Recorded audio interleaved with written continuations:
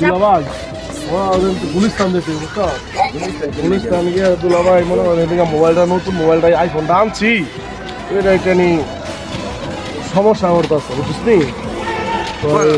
কটার দিকে যাবি? রোজ কালকা সকাল সকালে যাইতি রোজ যেমন একসাথে রসিদ যাবি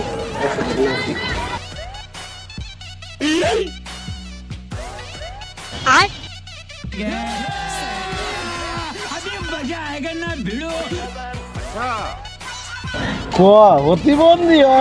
মোবাইল নিয়ে যায় কত হ্যাঁ আইটা কোন পর্যন্ত যাইতে পারবো ধরে আই কই যায় না হার থেকে মোবাইলটা লইয়া দিলাম ভাই পাগল নাকি আয়